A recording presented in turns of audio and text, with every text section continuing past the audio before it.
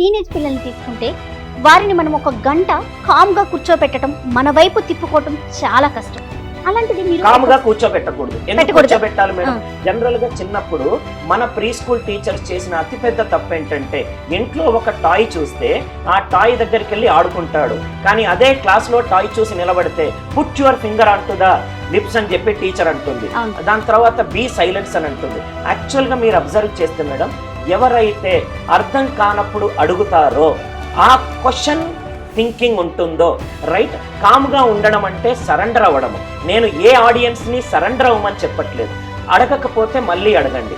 ఒక thin line of difference ఉంది madam. సైలెన్స్గా ఉండడము, క్లాస్ని డిస్టర్బ్ చేయడం. క్లాస్ని డిస్టర్బ్ చేసే నెగటివ్ ఎలిమెంట్స్ని అది పక్కకు పెడదాం.